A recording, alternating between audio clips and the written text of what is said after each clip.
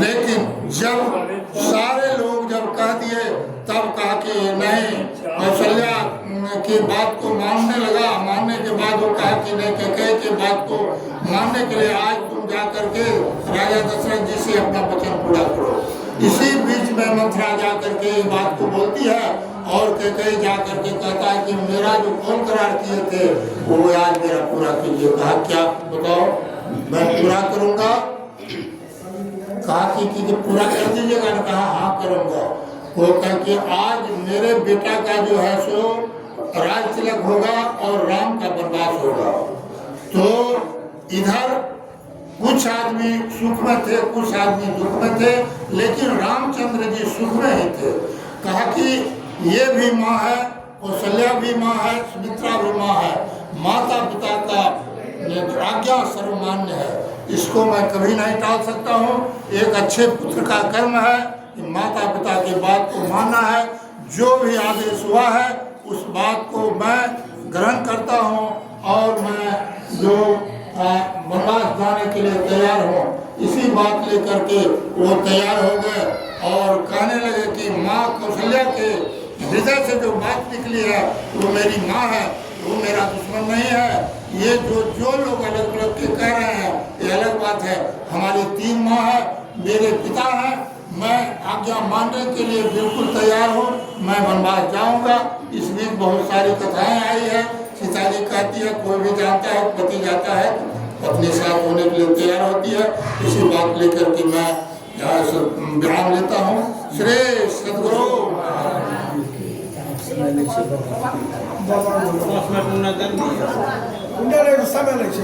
नहीं है 5 बजे से पहले हम अपना सत्संग आए छे के सुनाबे के बोलबे के सुने के 4 बज गया। अपने स्कूल नहीं कही बुझल छै के सत्संग के वहां दे 5 मिनट बोल वरना नहीं तो कहीं बाबा के समय नहीं बचली समय कम छै इमरजेंसी हमरो लिए खबर है 6 घंटा के सत्संग के प्रोग्राम है। आप जो कुछ बोलना है बोलिए, नहीं सके कुछ दे दे। चलो बोल आया जा कहाँ जा जहाँ जाके श्री सद्गुरु महाराज समय ऐसा आज्ञा के गुजरना पड़ेगा, इसलिए हम जाने के लिए तैयार है। आप लोग यहाँ बदल कर चल कर श्री सद्गुरु महाराज की जय। समय गया फिरता नहीं, झट ही करो निज काम, जो बीता सो बीतिया अब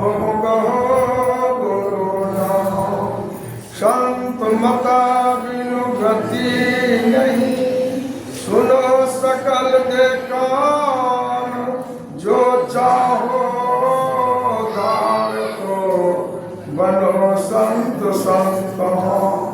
में ही दिए संत मता कहगाई, सबको दयो सुनाई के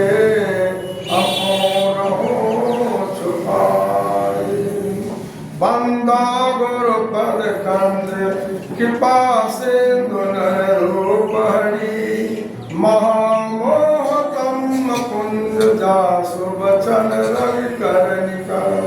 धन्य धन्य सतगुरु सुखद महिमा कही न जाय, जो कुछ कहो तुमरे कृपा मोते कछु न बसाए। मेरा मुझ में कुछ भी नहीं, जो कुछ है गुरु तो तेरा तुझको सौंपता हूँ, क्या लागत है वो। गुरु को सिर पर राखिए, चलिए आज्ञा मानी, कहे कबीर दास को 3 लोक डरना नहीं। प्रातः स्मरणीय श्री अनंत विभूषित संत सदगुरु के श्री चरणों में बारंबार प्रणाम। व्यक्त रूप में रविंद्र बाबा के चरणों पर नाम। आए हुए सज्जन वृंद, माता एवं भक्तिमती बहनों को बारंबार प्रणाम। श्री सदगुरु महाराज की जय। सतगुरु दर्श देन हित आए, भाग जगे हमारे। सतगुरु दर्श देन हित आए, भाग जगे आनंद मंगल पूरी रहे सब, शुभ शुभ भाग्य। सतगुरु दर्श देन हित आए, भाग जगे हमारे। आनंद मंगल पूरी रहे सब, शुभ शुभ सगरे। पाप समोह दरस दे भागे, पूर्ण सकल डगरे। पाप समोह दरस दे भागे, पूर्ण सकल डगरे। परम उछाऊ आद सब सखियन, सतगुरु पद भजले। परम उछाऊ आद सब सखियन, सतगुरु पद भजले। तन मन धन अर्पण करियर, मैं ही आरु तरे। सतगुरु दर्श देन भाग, भाग जगे हमारे। श्री सदगुरु महाराज की जय। समय का भाव मैं अपना समय रविंद्र बाबा को देता हूँ। थोड़ा विशेष में आया है मेरे विशेष सदगुरु महाराज श्री सदगुरु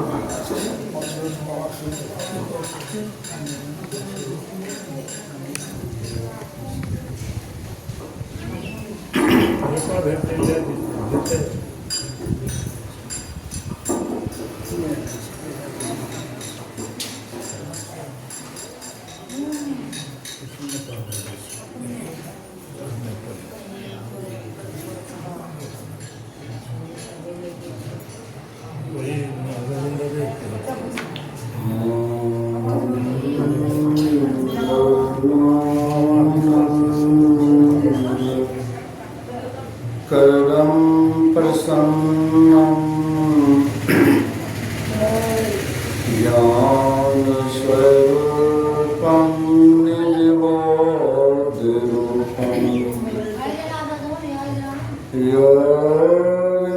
योगेन्द्रमेध्यम भवरोगवैद्यम श्रीमद्गुरुं नित्यमहं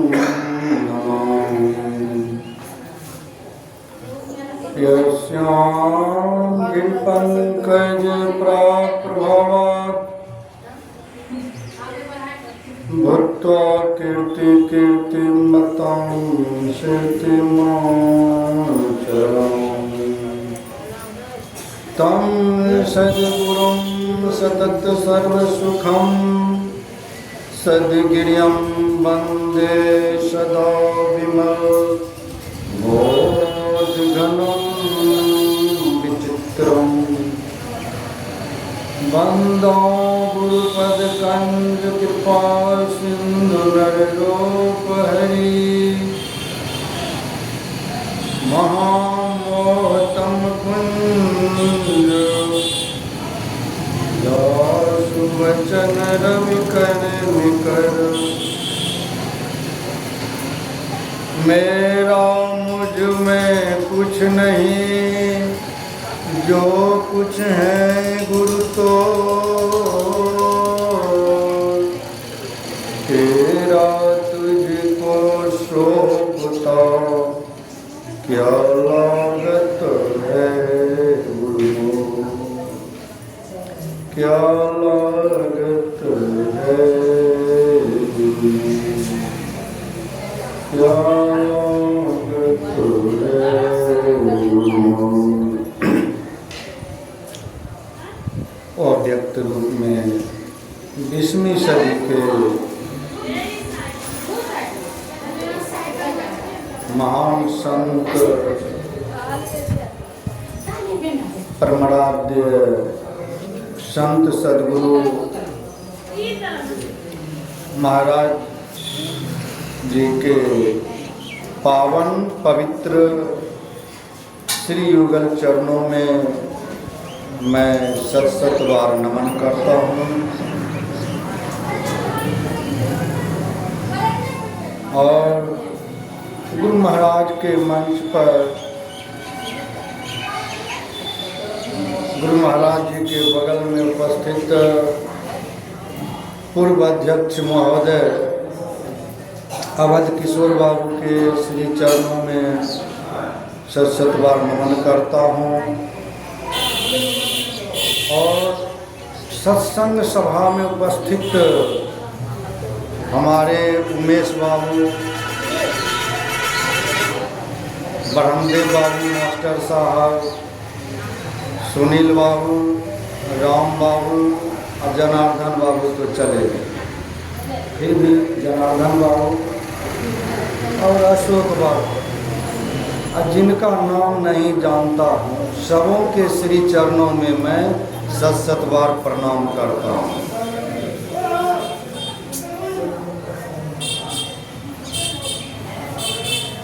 और सत्संग सभा में उपस्थित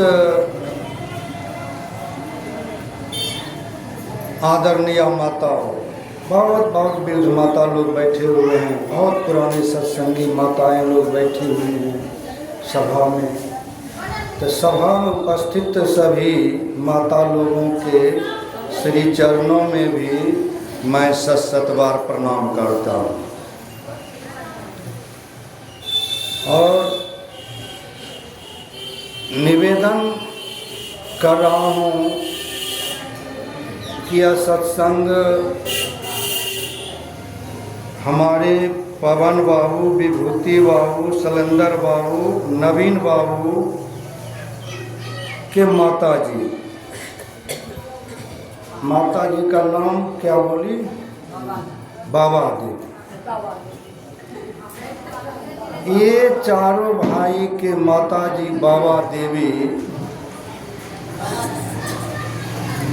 देवी के द्वारा यह सत्संग आयोजित किया जा रहा है, अर्थात सत्संग प्रारंभ हो गया माता जी के द्वारा।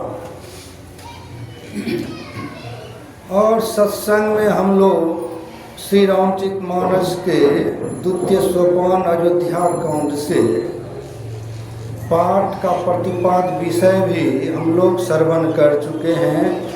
भगवान श्री राम बन जा रहे हैं, यही प्रसंग हुआ।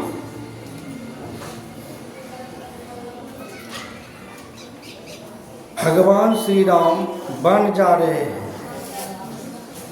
और यह भी हम लोग सुन चुके कि भगवान श्री राम के पिता श्री दशरथ जी शीशा में मुंह देखा, शकल देखने लगा। शकल देखते देखते एक बाल पका हुआ दिखाई दिया। समझ गए, दशरथ जी समझ गए, आहा हमारा तो वृद्धावस्था आ गया, चौथापन आ गया, अब हमारा खैरियत इसी में है कि ताला चाबी बेटा को सौंप दो। ये नहीं कि मरते दम तक ताला चाबी अपने हाथ में ही रखेंगे। दशरथ जी इस बात को सोच लिए कि नहीं अब समर्पण करना है। राजा दशरथ जी के 3 पत्नी कौशल्या, कंकई, सुमित्रा, तीनों रानी में 4 पुत्र, नहीं 4 पुत्र, राम, लक्ष्मण, भरत, शत्रुघ्न, और चारों पुत्र में सबसे बड़ा राम, और राम सबसे बड़ा प्यारा पुत्र दशरथ जी के सबसे ज्यादा। 4 पुत्र हुए, सबसे ज्यादा प्यार भगवान श्री राम से दशरथ जी करते थे। बड़ा हुआ धीरे धीरे। हाँ, थोड़ी सी कथा बीच में छूट गया। जब चारों पुत्र का अवतार हुआ, भगवान का जन्म नहीं होता, अवतार होता है। तो भगवान का जब अवतार हुआ तो भगवान के साथ साथ 3 भाई आए।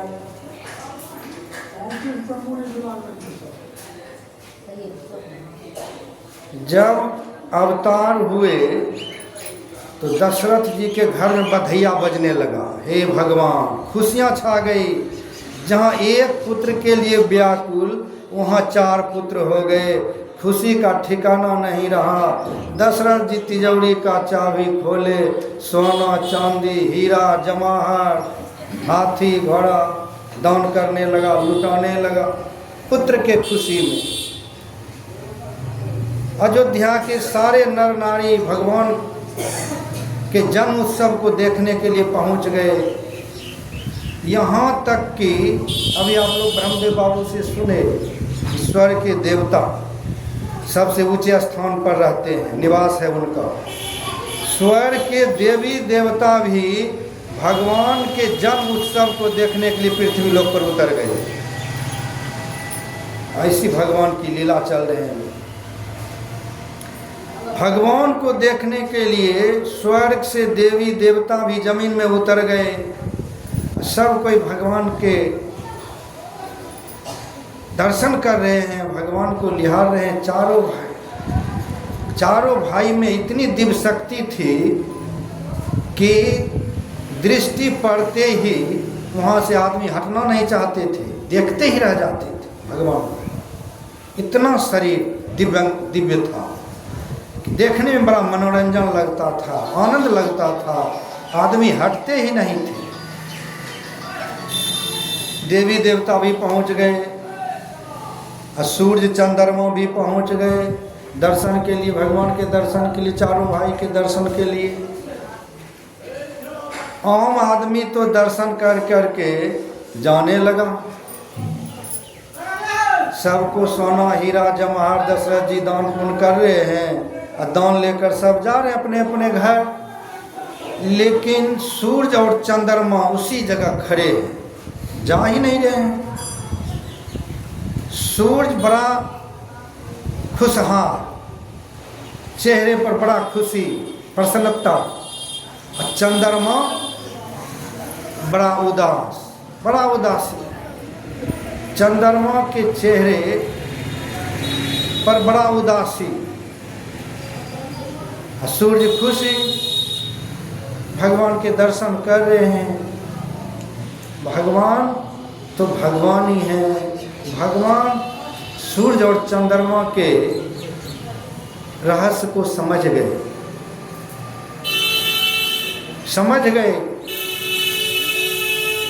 कि मैं 12 बजे दिन में आया हूँ।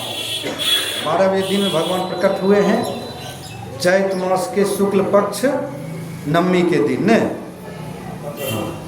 नवमी के दिन, मंगल दिन, शुक्ल पक्ष में भगवान का प्रकट हुआ है। सब कोई दर्शन कर रहे हैं। भगवान समझ गए कि मैं 12 बजे दिन में प्रकट हुआ हूँ। दिन के मालिक सूर्य, रात के मालिक चंद्रमा। सूर्य बड़ा प्रसन्न हो रहे हैं, दिन में मैं प्रकट हुआ हूँ, 12 बजे दिन में मैं प्रकट हुआ हूँ, इसलिए सूर्य प्रसन्न है। सूर्य के चेहरे पर खुशियाँ हैं और चंद्रमा दुखी हैं। यदि मैं रात में प्रकट होता तो चंद्रमा भी खुश हो जाते। भगवान सोच लिए, सोचते सोचते सब आदमी जा रहे हैं, लेकिन अंत में भगवान ने इशारे से चंद्रमा से गप कर लिया कि आज हमारे पिता दशरथ हमारे उत्पत्ति के खुशी में सोना चांदी हीरा जवाहर लुटा रहे हैं, सब खुशी खुशी प्रसन्नता से जा रहे हैं, आप मुँह लटकाए क्यों खड़े हैं? चंद्रमा को पूछ दिए, आप मुँह लटकाए क्यों खड़े हैं? तो मन ही मन चंद्रमा भगवान से बातचीत कर लिए, हाँ क्यों नहीं मैं दुखी, सूर्य तो खुशी हो रहे हैं, मैं दुखी हो रहा हूँ क्योंकि आप दिन में आए हैं, इसलिए सूर्य खुशी मना रहे हैं। यदि आप रात में आते तो मैं भी खुशियाँ मना लेता, लेकिन खैर आपने दिन में प्रकट हुए हैं। कहा इतने सारे लोग प्रसन्नता से जा रहे हैं, आपको मैं दुखी कैसे छोड़ दूं? चंद्रमा ने कहा मेरे सुख प्रसन्नता का कौन सा उपाय है? तब भगवान ने इशारा से कहा, हे चंद्रमा लो, मैं वचन देता हूँ, तुम मेरे दशरथ जी के मेरे पिता दशरथ जी के दरबार से प्रसन्न होकर के जाओ, खुश होकर के जाओ, दुखी पूर्वक मत जाओ। मैं तुम्हें वचन देता हूँ, अब की बार तो मैं 12 बजे दिन में आया, दूसरे बार जब आऊँगा तो मैं 12 बजे रात में आऊँगा। श्री सद्गुरु 12 बजे रात में आऊँगा, इसलिए प्रसन्न हो जाओ। आज चंद्रमा प्रसन्न हो गए, भगवान वचन दे दिया, अब की बार तो त्रेता में मैं दिन में 12 बजे दिन में आया, लेकिन द्वापर युग जब प्रवेश होगा तो द्वापर युग में मैं 12 बजे रात में कृष्ण पक्ष अष्टमी के दिन आऊँगा। भगवान वरदान दिया, बहुत खुश हुए चंद्रमा, चले गए प्रसन्नता पूर्वक। धीरे धीरे कुछ बड़ा हुआ। राजा का घर तो राजा का ही होता है। सोना का पलना लाए दशरथ जी बना करके चारों पुत्रों के लिए। पलना पर चारों भाई को लेटा दिया, झुलाने लगा। दाई सब माई सब झुलाने लगे तो सब तो झूल रहे हैं खुशी खुशी से। चारों भाई राम लक्ष्मण भरत शत्रुघ्न चारों भाई तो झूल रहे हैं खुशी खुशी पूर्वक। लेकिन थोड़ी देर के बाद लक्ष्मण जी रोने लगा झूला में। लक्ष्मण जी जब झूला में रोने लगा, वैद्य जी को बुलाए। वैद्य जी को कहा, देख लीजिए। दशरथ जी कहा, देखिए थोड़ा सा वैद्य जी, हमारे चारों पुत्रों को कोई नज़र तो नहीं लग गया? सब खुशी खुशी पूर्वक झूल रहे हैं, लक्ष्मण जी क्यों रो रहे हैं? वैद्य जी आए, कोई पता नहीं लगा सके। अंत में दशरथ जी वशिष्ठ जी के पास गए। राजगुरु थे दशरथ जी के, राजगुरु वशिष्ठ जी। वशिष्ठ जी के पास गए। दशरथ जी हाथ जोड़ करके कहने लगा, हे गुरुदेव, ऋषि मुनियों के दिया हुआ 4 पुत्र तो मुझे मिला। चारों पुत्रों के खुशी में मैं प्रसन्न तो हूँ। चारों पुत्र झूला में झूल रहे हैं, लेकिन लक्ष्मण जी रो रहे हैं। जैसे ही दशरथ जी कहा, वशिष्ठ जी आंख बंद करके ध्यान करने लगा। आंख बंद करके ध्यान करने जब लगे तो वशिष्ठ जी को पता चल गया ध्यान में। वशिष्ठ जी को पता चल गया ध्यान के द्वारा कि ये वशिष्ठ जी को पता चल गया कि ये लक्ष्मण क्यों रो रहे हैं। आँख खोल करके दशरथ जी को कहा, हे दशरथ जी, लक्ष्मण क्यों रो रहे हैं, उनका उपाय मैं बता देता हूँ। जिस झूला में राम झूल रहे हैं और जिस झूला में लक्ष्मण जी झूल रहे हैं, लक्ष्मण जी को उस झूला से उठाकर राम के झूला में दे दीजिए, लक्ष्मण जी का रोना बंद हो जाएंगे। श्री सद्गुरु महाराज लक्ष्मण जी का रोना सदा के लिए बंद हो जाएंगे। दशरथ जी आए, लक्ष्मण जी को झूला से उठाया, झूला से उठा करके जैसे ही राम के झूला में दिया कि लक्ष्मण जी चुप हो गए। श्री सद्गुरु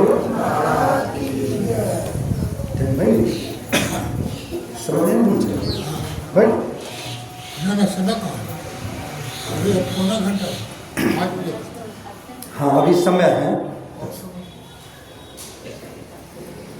श्री सद्गुरु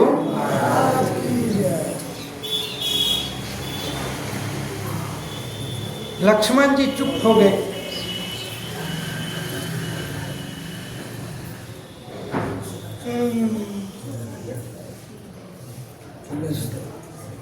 समय देरी है, आप कहिए न बहुत सर। तरह से विषय वस्तु कहिए जो पाठ हुआ है, जो ही तो बोल नहीं, उस पर कहाँ राम जन्म की कहानी कहने लगे तो कहाँ आगे तो नीचे चले गए। और जो पाठ हुआ है उसके आधार कहिए। हाँ अब वहीं जा रहे हैं। पुत्रवती जुवती ये कहिए, वो कहिए आप। उसके बाद बन गया, बस बन से फिर चले गए। जन्म के बारे में आपको तब तो आप घड़ी देखबे कीजिएगा, आपको पता चलेगा कि 5 बजने वाला है ना। विषय वस्तु कहिए। श्री सद्गुरु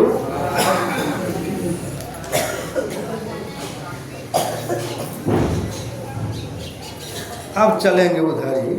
थोड़ा सा आप लोगों को सुना दिया। तो लक्ष्मण जी का रोना अब सदा के लिए बंद हो गया।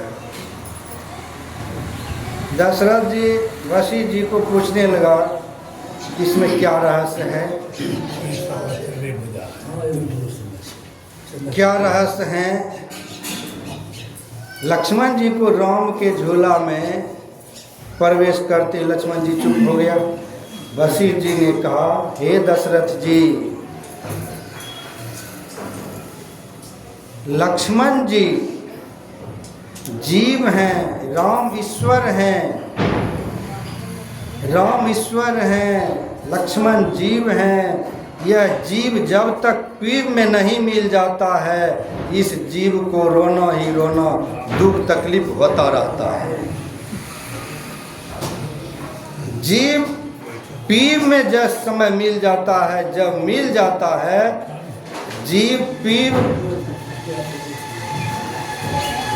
जीव को पीर में मिलते ही उनका सारा दुख दर्द सदा के लिए समाप्त हो जाता है। आज लक्ष्मण जी को भगवान मिल गया, लक्ष्मण जी सदा के लिए शांत हो गए। धीरे धीरे बड़ा हुआ अयोध्या कांड शुरू, धीरे धीरे बड़ा हुए। तो अयोध्या कांड किसे कहते हैं, सबसे पहले ये समझ लेना चाहिए। अयोध्या कांड कहते हैं जवानी के कांड को। ये जो अभी सुने जन्म के बाल कांड से सुने, अब अयोध्या कांड की कथा आप लोग सुनेंगे। सुनाने का तो एक तरफ से सुनेंगे तो फिर बहुत समय लगेंगे। तो जवानी के कांड को अयोध्या कांड, भगवान श्री राम के साथ जवानी में जो जो कांड हुआ, जो जो परिस्थिति बीता, उसी को अयोध्या कांड का। अयोध्या कांड की कथा प्रारंभ हो रहे हैं। आप लोग तो सुन ही लिए हैं कि भगवान कल राजा बनने वाले थे, लेकिन मंथरा ने कंकई की बुद्धि को फेर दिया।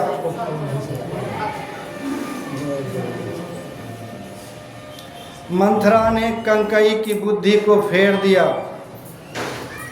अब फेर दिया तो चले गए कूप भवन में। राज दरबार वहाँ पर लगा हुआ था। सुबह जैसे हुआ राज दरबार में आदमी आने लगा, क्यों कल राजा बनेंगे भगवान, खुशी में आदमी आने लगा। बहुत देर जब बीत गए, दशरथ जी आ नहीं राज दरबार में।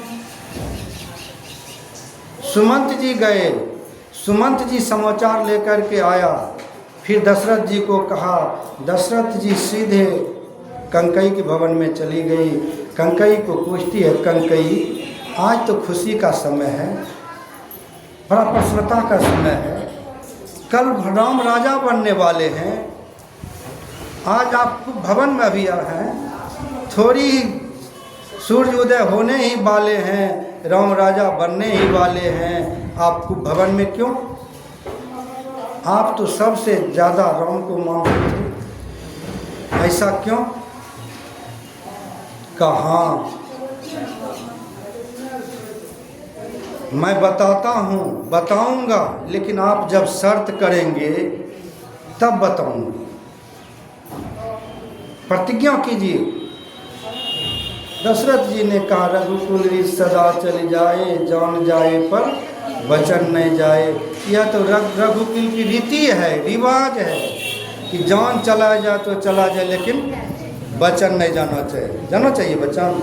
नहीं जाना चाहिए। ये तो रघुकुल की रीति है। कहो कंकई, कहो कहो, आपके वचन को मैं पूरा करूँगा, ये रघुकुल की रिवाज है।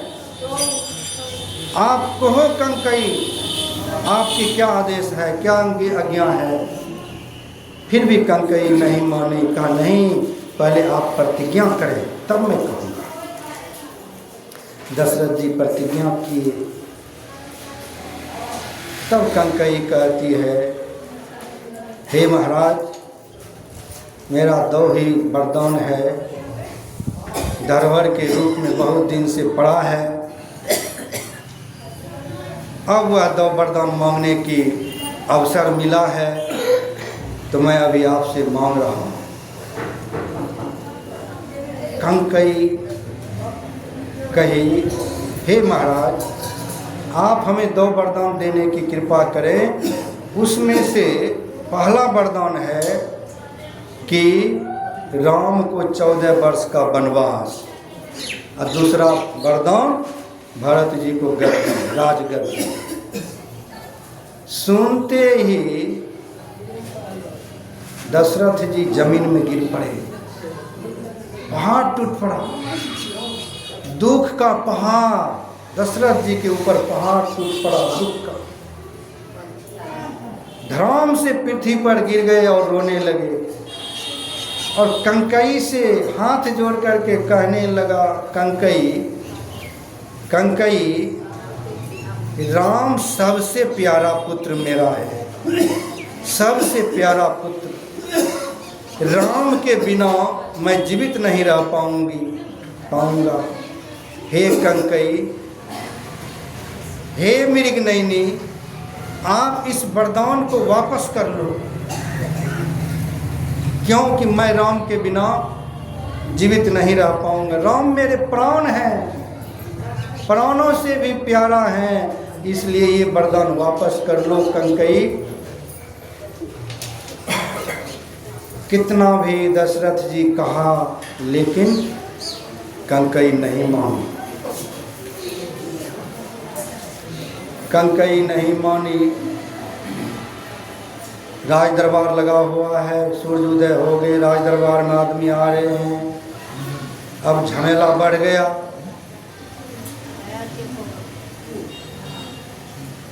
अब भगवान श्री राम को पता चला, भगवान पहुंच गए। जैसे ही राम वो भवन में गए, पिताश्री को रोते हुए देख करके पिताश्री के, दशरथ जी के सिर को अपने गोद में रख लिया भगवान, और पूछने लगा, हे पिताश्री, आप क्यों रो रहे हैं? रोने का कारण बताइए। यह आपका पुत्र है, पुत्र का धर्म बनता है अपने पिता के आज्ञा का पालन करना। माता पिता वही पुत्रवती कहलाते हैं, पिता वही पुत्रवत कहलाते हैं जिन माता पिता के पुत्र भगवान के भक्त हैं। नहीं तो माँ को पुत्र पुत्री का जन्म देना बेकार हो जाता है। चंडाल पुत्री को जन्म देना बेकार हो जाता है। वही पुत्रवती माँ कहला सकती है, वही पुत्रवत बाप कहला सकते हैं जिन माता पिता के पुत्र पुत्री भगवान के भक्त हैं। हे पिताश्री, आपके आदेश का पालन करूंगा, आप हमें कहिए, आप कहने की कृपा। दशरथ जी सुना दिया। जैसे ही सुनाए भगवान का पिताश्री, किसके लिए आप रो रहे हैं? 14 वर्ष तो यूँ बीत जाएंगे, इतने में कोई देर नहीं लगेगा।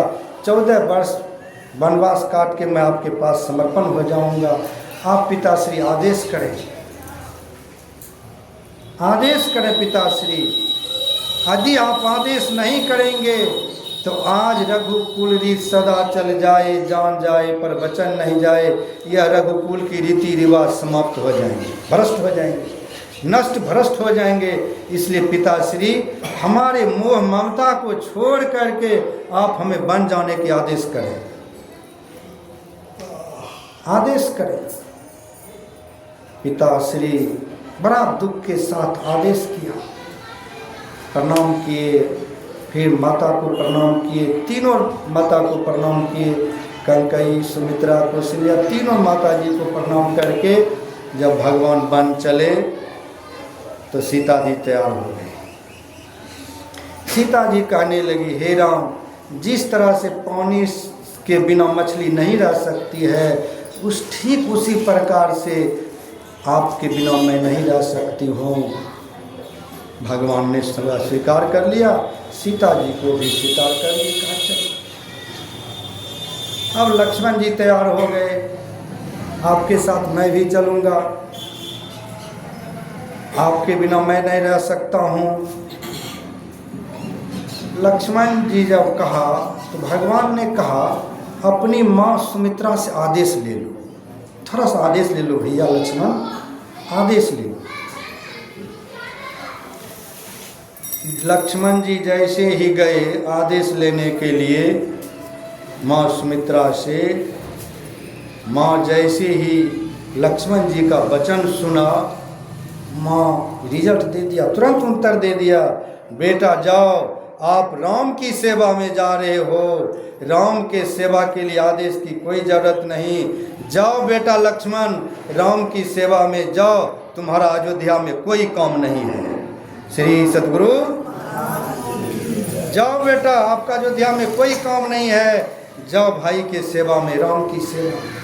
लेकिन एक बात याद रखना, राम की सेवा में तो जा रहे हो, किसी प्रकार का त्रुटि नहीं करना, सेवा में लगे रहना। उसी समय लक्ष्मण जी ने कहा, हे माँ, आपके आज्ञा को मैं सिर पर धारण करता हूँ, मैं सिर पर धारण करके बोल रहा हूँ कि हे माँ, जब तक भैया वनवास में रहेंगे तब तक मैं न तो खाऊंगा और नहीं तो सोऊंगा, भैया के सेवा में तत्पर लगा रहूँगा। श्री सद्गुरु, भैया के सेवा में लगा। माँ से आदेश लिए। अब वनवास तीनों प्राणी चल दिए। तापस किस वेश में वनवास जा रहे हैं भगवान?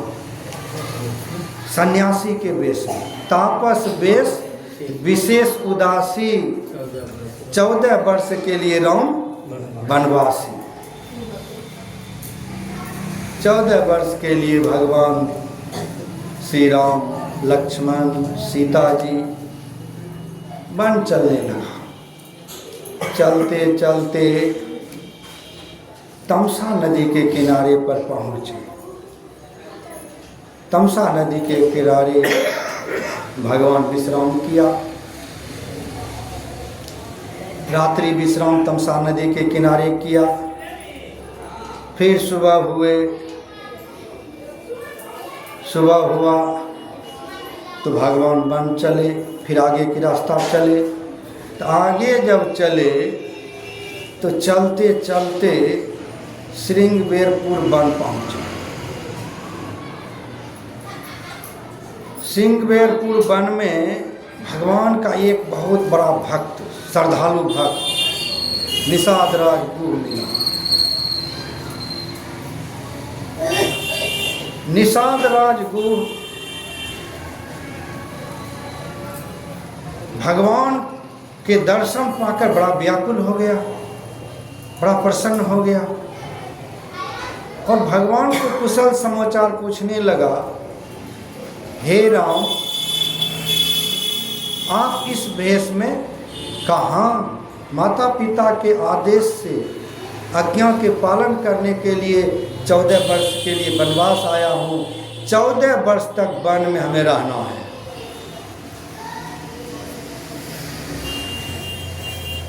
कहा, भक्त निषाद राजगुरु ने कहा, हे भाई,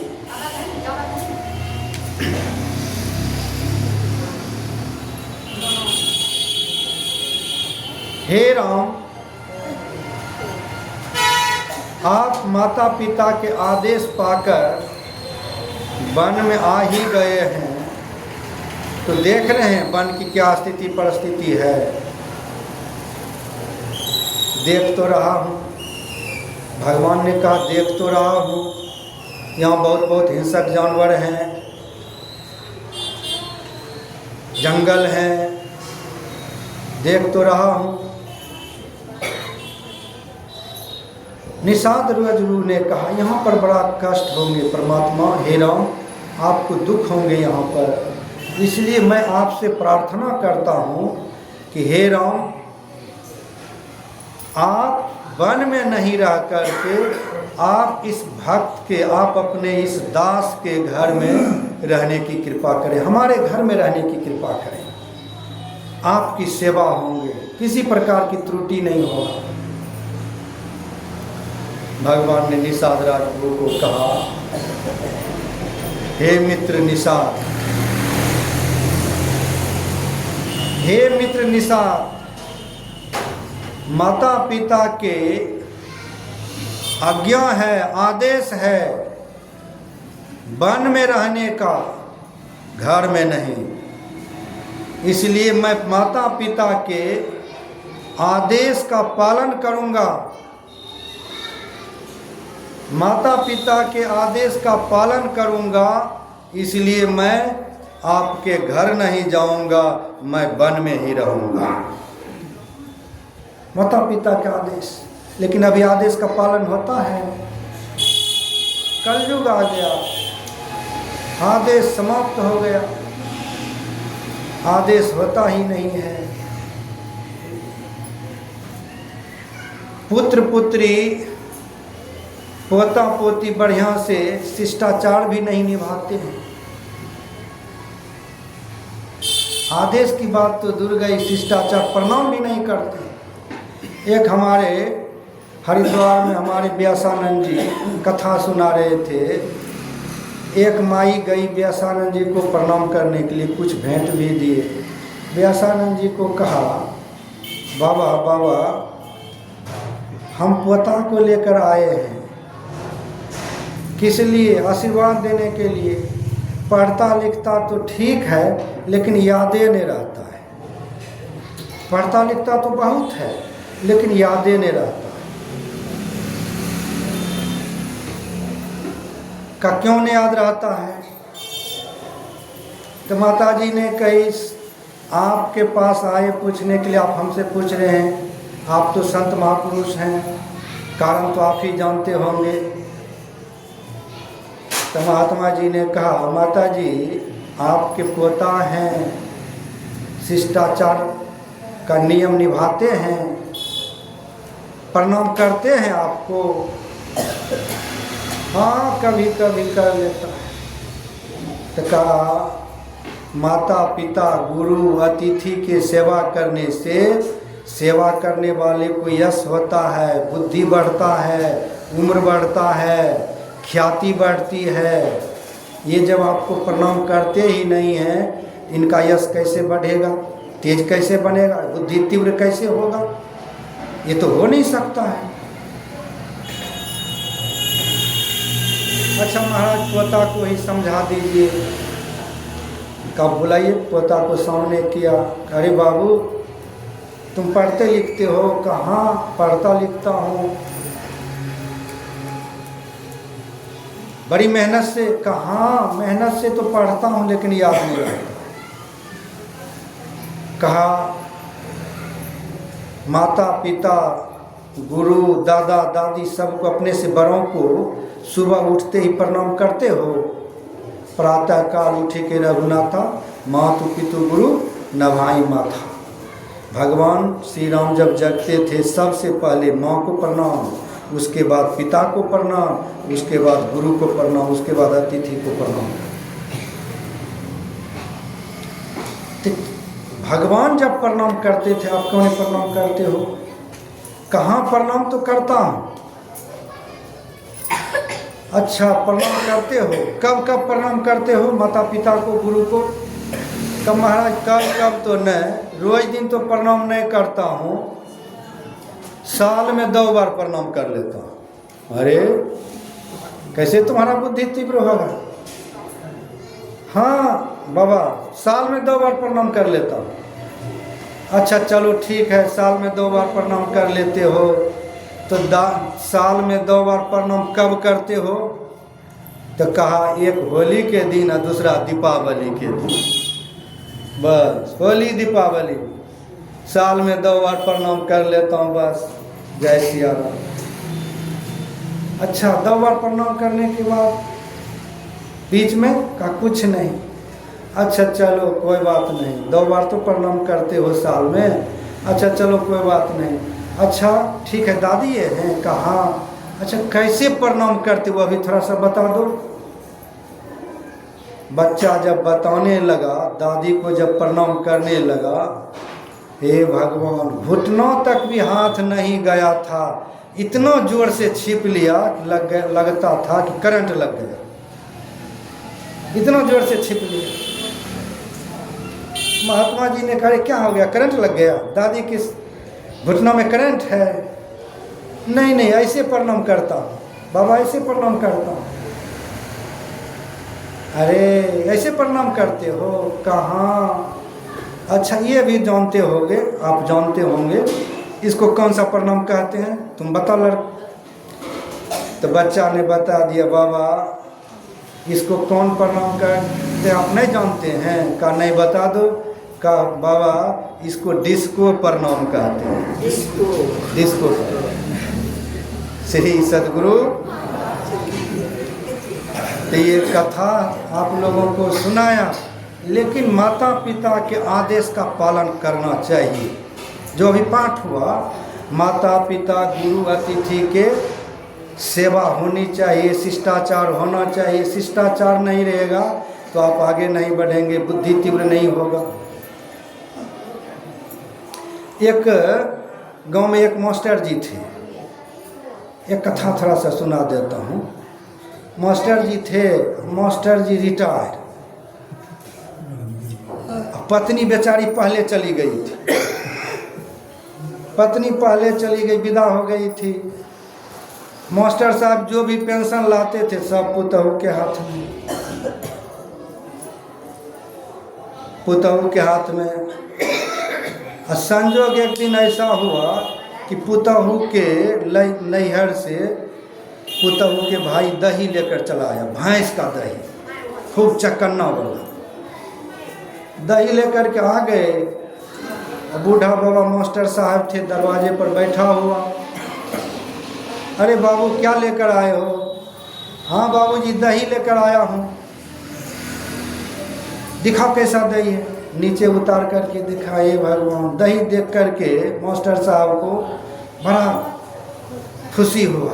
अच्छा चलो अब 2-4 दिन चलेगा, 2-4 दिन बड़ा मज़े से दही खाऊंगा। ले जाओ, बहन के पास ले जाओ, घर ले जाओ। ले गए अंदर। 2-4 दिन मास्टर साहब के पुतहू सब परिवार मिल करके दही खूब 2-4 दिन खाए। अब बूढ़ा बाबा को 1 चम्मच भी नहीं दिए, 1 चम्मच भी नहीं पहुंचा। बूढ़ा बाबा सोचने लगा ये क्या हो रहा है, सारा के सारा पेंशन पुतहू के हाथ में, अब पुतहू 1 चम्मच भी सपना कर दिया, 1 चम्मच भी नहीं दिया। 4 दिन बीत गया। जाकर पुतहू को पूछने लगा, बेटी मैं आपका ससुर हूँ, आपको बेटी कहती हूँ, यही तुम्हारा धर्म बनता है? तुम्हारा भाई दही लेकर के आया, 1 चम्मच भी मुझे नहीं दिया, ये धर्म कहता है? धर्म तो ये कहता, सास मोर गौरी ससुर महादेवा, स्वामी जी के ईश्वर बनेबे मंदिर बाकी करे जेबे, यही ना धर्म कहता है। धर्म ये कहता है, ये नहीं कहता है। हाँ बाबूजी क्या किया जाए, बाल बच्चे पोता पोती नहीं देख रहे कितने हैं आपके, सब खा पी करके सुहा कर दिया, बचा ही नहीं है। आपको क्या दिया जाए, बचा ही नहीं है। मास्टर साहब का अच्छा ठीक है, नहीं बचा तो कोई बात नहीं, अभी आपको मजा चखाता हूँ आपको, चलो। मास्टर साहब क्रोध में आए, अलमारी में जो कुछ भी छुपा हुआ रुपया था सब रुपया ले लिया, सब रुपया को ले लिए, घर से निकल गए, चले गए बंगाल, चले गए बंगाल। बंगाल में जाकर के गए तो वहाँ पर एक सेकेंड हैंड बुढ़िया माता को खरीद लिया, उसी रुपया से बूढ़ी माता को खरीद लिया। खरीद करके कोर्ट मैरिज कर लिया। कोर्ट मैरिज करके बेटा को फोन कर दिया कि बेटा हमारे पास बहुत खाने पीने की चीज़ हैं, झांपी भी हैं, उसमें लड्डू खाया भी हैं, चूड़ा भी हैं, हम यहाँ से लेके जा रहे हैं बंगाल से, जैसे ही गाड़ी से उतरेंगे आप अपना गाड़ी लगा करके रखना, ये सामान लेकर के घर जाना, हमसे अकेला नहीं जाएगा। बेटा को फोन कर दिया, कोर्ट मैरिज कर लिए, गाड़ी में बैठ गए। गाड़ी से जैसे ही उतरे बेटा झट से सामान उतारने लगा, उतार करके अपने गाड़ी में भरने लगा। भरने लगा तो सामान जब उतार लिए तो बाबूजी बैठिए बैठिए, बाबूजी जैसे बैठे तो बाबूजी के साथ साथ सेकंड हैंड बुढ़िया भी बैठ गई। अब बेटा सोचने लगा, हे भगवान ये कौन है? बाबूजी ये झांपी पेटारी तो देख रहे हैं, इसमें खया लड्डू है, लेकिन ये कौन है? बाबूजी चलो ना घर में बताएंगे, चलो घर में बताएंगे। बाबूजी यहीं बता दीजिए, मन में बड़ा शंका हो रहा है, मन में बड़ी शंका हो रहा है, थोड़ा सा बता देंगे शंका दूर हो जाएगी। चलो बेटा घर में बताएंगे, शंका करने की क्या ज़रूरत है, चलो घर में बताएंगे।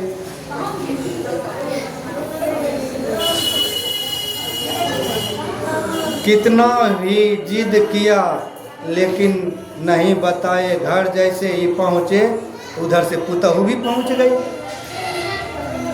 घर जैसे ही पहुँचे उधर से पुतहू पहुँच गए, झांपी पेटारी सब उतारने लगा। और उसके बाद बाबूजी को कहा, बाबूजी चलिए आप उतरिए। जैसे उतरे तो बाबूजी के साथ साथ, हे भगवान, अब दोनों पति पत्नी सोचने लगा, हे भगवान ये कौन है? अब दोनों पति पत्नी मिल कर के कहने लगा, बाबूजी ये तो झांपी पेटारी देख रहा हूँ, ये गठ किन के साथ जोड़े हुए हैं, गठरी जो जोड़ा हुआ है ये कौन है? हाँ अब बताता हूँ, अब बताता हूँ। हाँ थोड़ा सा छूट गया था। जब मास्टर साहब गए थे कहने के लिए कि बेटी दही आया आपने नहीं दिया, तो उस समय दोनों पति पत्नी दही रोटी सब्जी खा रहे थे, दही का भरा कटोरा भी था। तो कहा एक बाबा के बेटा को तो बचने नहीं दिया, बस यही है थोड़ा सा खा रहे हैं। तो कहा अच्छा ठीक है, थोड़े सा भरा कटोरा है, थोड़ा सा है, अच्छा मज़ा चखाता हूँ। चल दिए, विवाह करके बाबूजी आ गए। अब बेटा पुतहु दोनों पूछने लगे बाबूजी ये कौन है? तो बाबूजी कहते हैं बेटी अब सुनाता हूँ, अब कान खोल करके सुनो ये कौन है। बाबूजी सुना दो, मन बड़ा शंका का बेटी यही है दही का कटोरा। श्री सद्गुरु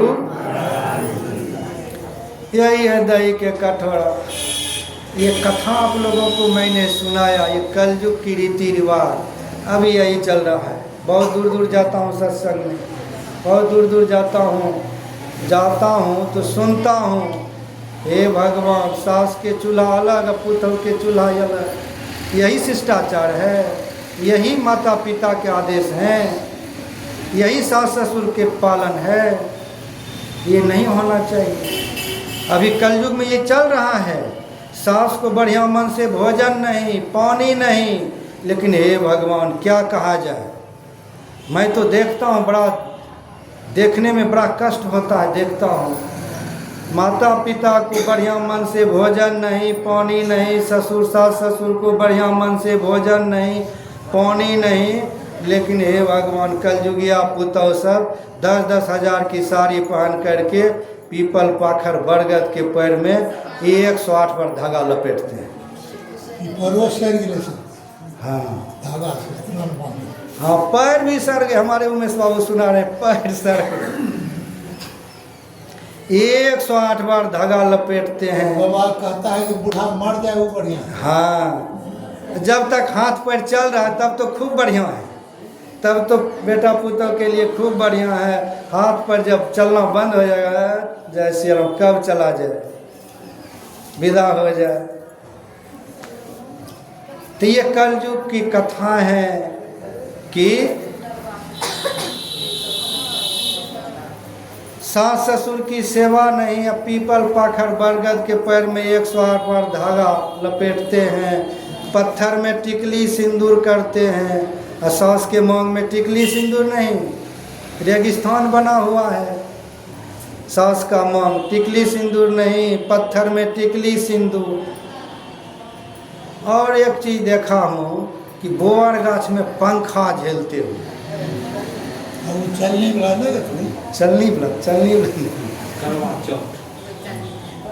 बोअर गाछ में पंखा झेलते हुए। अपने बोअर को पंखा नहीं झेलते हैं, लेकिन बोअर गाछ में पंखा। देख लीजिए क्या रिवाज चल रहा है। बाजार में होने लगते 5 लाख के चलनी बिकल।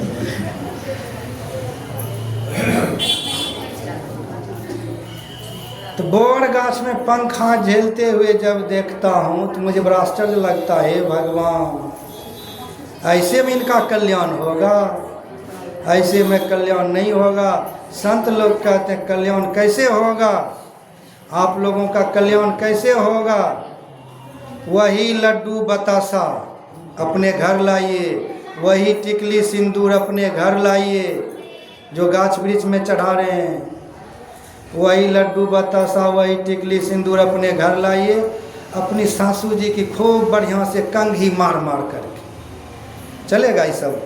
नहीं चलेगा। नहीं, माता जी सिर हिला रही है, नहीं चलेगा। सासू जी की खूब बढ़िया से कंघी मार मार करके माथा बांध दीजिए। वही गाछ वृक्ष में जो गए थे टिकली सिंदूर, वही टिकली सिंदूर पहना दीजिए। और वही लड्डू हाथ में लेकर सास ससुर के मुंह में खिला दीजिए। हे भगवान, सास ससुर दिल खोल करके आशीर्वाद देंगे, आप बेटा पुतहु का कल्याण हो जाएंगे। श्री सद्गुरु। हाँ, कुछ बेटा पुतहु इस तरह के हैं, सब इस तरह के नहीं हैं। कुछ घर में हैं इस तरह के जो कि चल रहा है, सास ससुर पति की सेवा कर रहे। 60 की 70%, 80% नहीं, 80% नहीं है। हमारे उमेश बाबू सही कर रहे हैं। घर घर की लीला देख रहा हूँ, सुनने को मिलता है कि पुतहु आते ही नाखून पॉलिश भी समाप्त छूटा नहीं, सास के चूल्हा अलग, पुतह के चूल्हा अलग। ऐसे में कल्याण होगा? नहीं होगा। हमारे वेद व्यास मुनि वेद पुस्तक में लिखे हैं कि स्वर्ग में 33 करोड़ देवी देवता की गिनती आते हैं। 33 करोड़ देवता, 33 करोड़ देवता हैं स्वर्ग में, तो 33 करोड़ देवता कुमारे हैं कि विवाह किए हैं? आप लोग जानते हो देवता लोग? सब विवेक करके रहे थे। हाँ, देवता लोग भी विवाह किए हैं। एक एक देवता के 10-10 पत्नी। तो मान लीजिए कि एक पत्नी, 33 करोड़ देवता, एक के पत्नी मान लीजिए कि एक के पत्नी, तो 33 करोड़ देवता के 33 करोड़ पत्नी, तो दोनों मिला के कितना हो गया? 66 करोड़। एक एक देवता के एक 100 बेटा, एक हक्के को मान लीजिए, कोई बात नहीं, और जाने दीजिए। हाँ, जाने दीजिए, हक्के को बेटा, तो 33 करोड़ बेटा, 33 करोड़ पत्नी और 33 करोड़ देवता, तीनों मिला के कितना हो गया? 99 करोड़। वेद, भगवान वेद पुस्तक में लिखे हैं कि ये मान लिया जाए, लेकिन है तो बहुत, 99 मान लिया जाए, है तो ज़्यादा, ये 99 मान लिया जाए, ये 99 करोड़ देवी देवता से बढ़कर होता है जन्मदाता माता और पिता। अब आप लोग किनके शरण में जाएंगे? 99 करोड़ देवी देवता से बढ़ के होता है जन्मदाता माता पिता। अब किनको पूजने के लिए जाएंगे? घर के देवी देवता माता पिता खुश नहीं है तो भगवान भी आपके ऊपर खुश नहीं होंगे। इसलिए भगवान को खुश करना है तो पहले घर के देवी देवता माता पिता को खुश कीजिए, भगवान प्रसन्न हो जाएंगे, भगवान प्रसन्न हो जाएंगे। लेकिन पहले घर के देवी देवता को खुश कर लेंगे, देवता तो अपने खुश हो जाएंगे।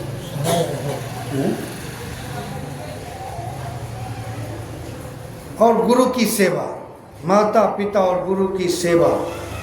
एक आदमी हमको कह रहे थे, अरे भाई आप तो कह रहे हमेशा गुरु की सेवा होनी चाहिए, गुरु की सेवा, भगवान की सेवा नहीं होना चाहिए? तो मैंने उनको कहा आप सत्संगी हैं कि नहीं हैं? कहा सत्संगी तो नहीं हो, कीर्तनिया तो हूँ, भजन कीर्तन गाते हैं। कहा इसीलिए आप नहीं समझ रहे हैं। मैंने गुरु की सेवा कहा तो गुरु की सेवा में कौन सेवा छूट गया? यदि नहीं जानते हैं तो सुन लीजिए। हमारे गुरु महाराज जी का वचन है, देवी देव समस्त पूरन पर ब्रह्म गुरु में करे निवास, कहते हैं संत सभी। हमारे गुरु महाराज जी जो हैं, ऐसे संत के शरीर में, ऐसे संत के शरीर के अंदर देवी देवता, समस्त देवी देवता, पूरन पर ब्रह्म जो परमात्मा है, सबके पास गुरु महाराज में है। तो गुरु महाराज की भक्ति कर लिए, गुरु महाराज का ध्यान भजन कर लिए, तो काली माँ छूट गया। बताइए आप लोग। कोई माँ नहीं छूट, कोई माँ नहीं छूटा? अच्छा, माँ नहीं छूटा, बाप छूट गया? बापो नहीं छूटा। कोई छठ माँ, 5 दिन सहेगा। हाँ, छठ माँ भी, कोई माँ बाप कोई नहीं छूटे। गुरु की भक्ति में सब भक्ति पूर्ण हो जाता है। इसलिए जो नहीं जानते हैं वह अलग से कुछ करते हैं, लेकिन गुरु की भक्ति में सब भक्ति है। गुरु सेवा सब देवन सेवा। देवन सेवा।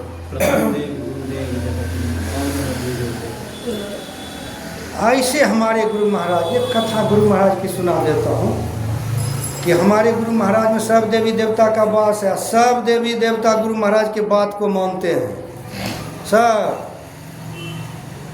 यहाँ तक कि गुरु महाराज के चरण में लक्ष्मी लौटती रहती है, हमेशा लक्ष्मी लौटती है गुरु महाराज के चरण में।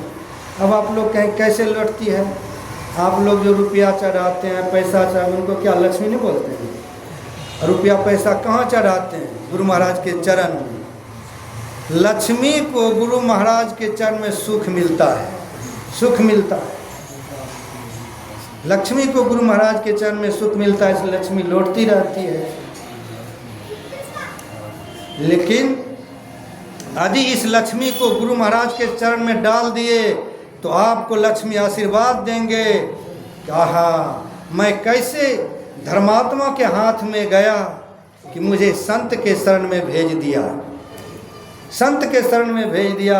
मैं कैसे धर्मात्मा के पास में गया जो संत के शरण में मुझे भेज दिया। लेकिन वही पैसा यदि किसी शराब के काउंटर पर देते हैं, खैनी बीड़ी सिगरेट के काउंटर पर देते हैं, अभी तो स्माइकर की कमी नहीं है, स्माइकर के दुकान पर देते हैं, गाया भांग अफीम चरस खरीदते हैं, जैसे ही पैसा उस काउंटर पर जाता है उसी समय लक्ष्मी रोती है। हाय मैं कैसे चंडाल के हाथ में चली गई। ये पापी चंडाल मुझे शराब के काउंटर पर रख करके मेरे बदले में शराब खरीद रहे हैं। ये पापी काउंटर पर रख कर स्माइक खरीद रहे हैं। ये पापी मुझे काउंटर पर रख कर खैनी बीड़ी सिगरेट खरीद रहे हैं। हाय परमात्मा, हम कैसे पापी के हाथ में चला गया। लक्ष्मी रोती है, पापी के हाथ में जाने से लक्ष्मी रोती है। आप सत्संगी लोगों के हाथ में जाने से लक्ष्मी खुशी मनाती है, लक्ष्मी खुश होती है। हाय मैं कैसे धर्मात्मा के हाथ में चला गया जो मुझे संत के शरण में भेज दिया। संत के शरण में आने से लक्ष्मी लौटती है, खुशी मनाती है।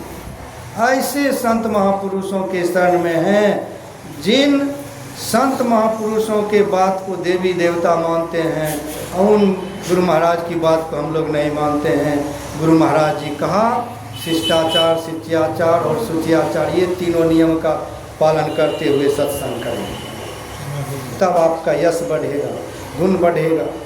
थोड़ी सी समय तो होने ही वाले हैं, हो गया। थोड़ी सी एक कथा सुना के मैं अपने वाणी को विराम दूंगा कि गुरु महाराज की बात कैसे मानते हैं देवी देवता। गुरु महाराज स्व शरीर में थे कुप्पा घाट में, कुछ पुरानी कथा है। स्व शरीर में थे कुप्पा घाट को गंगा जी काट रही थी। कुछ भक्त लोग गुरु महाराज जी से निवेदन करने आए, हुजूर हुजूर कुप्पा घाट को गंगा जी काट रही है। गुरु महाराज जी का गंगा जी काट रही है कुप्पा घाट को।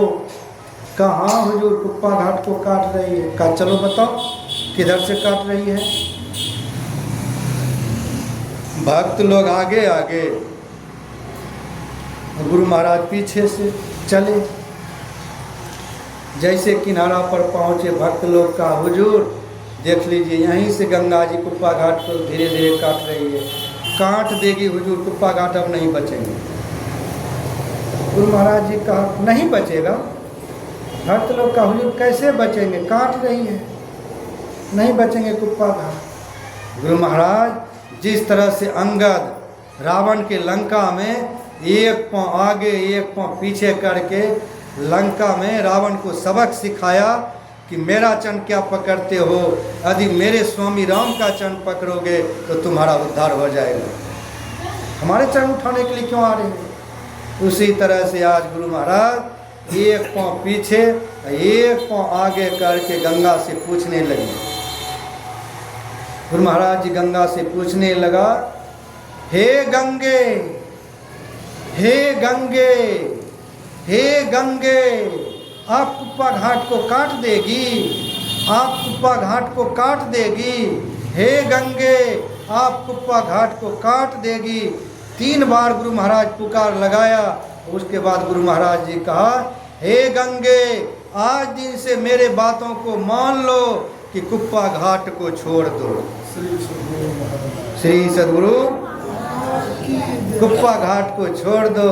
उस दिन से गुरु महाराज जी के बाद गंगा मान गई कि कुप्पा घाट को छोड़ दिया।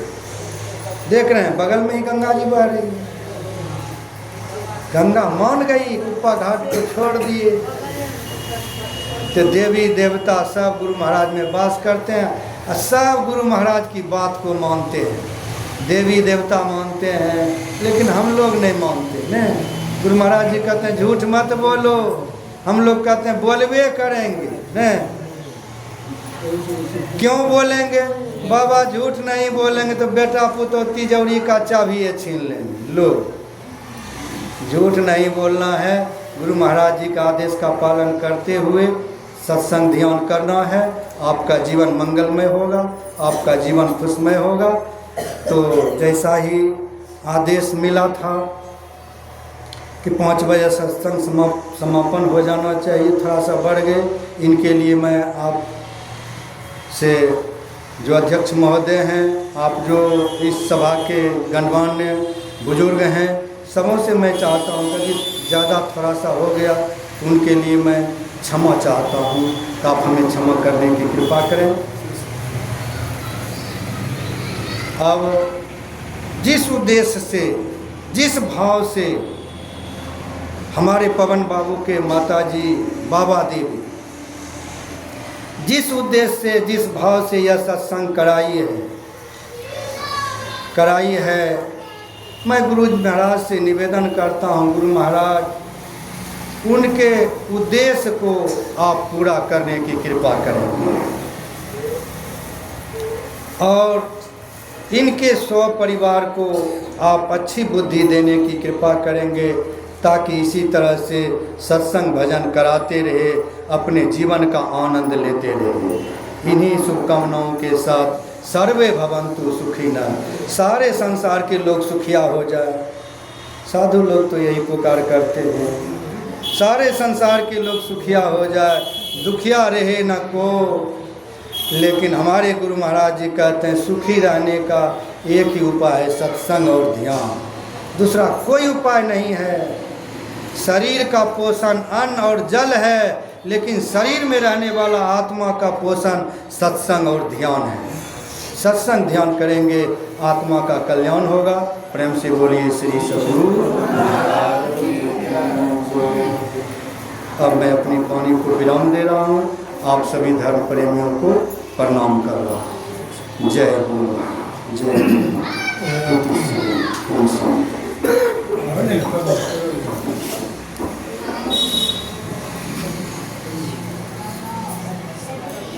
बढ़िया से बैठो ना, कुछ लोग सीखने से हट जाओ ना, बढ़िया से बैठे तब ना आरती करो। श्री सद्गुरु महाराज, श्री सद्गुरु, श्री सद्गुरु महाराज की हम स्वर में स्वर मिलाकर गुरु महाराज की आरती करेंगे।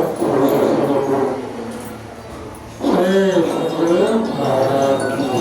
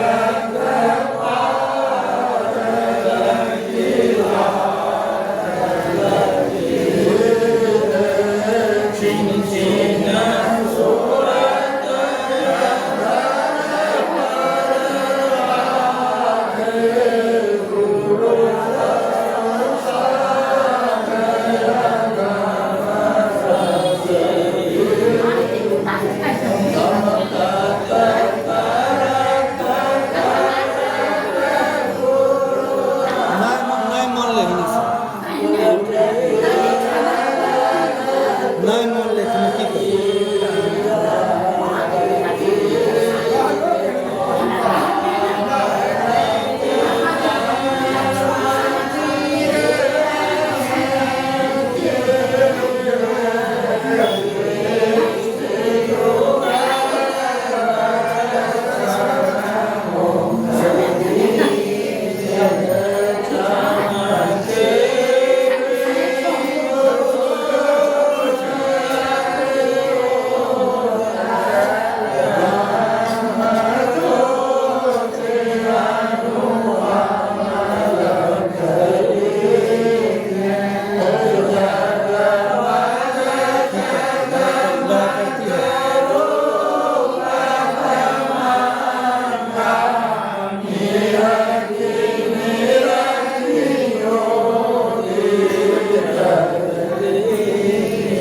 करें।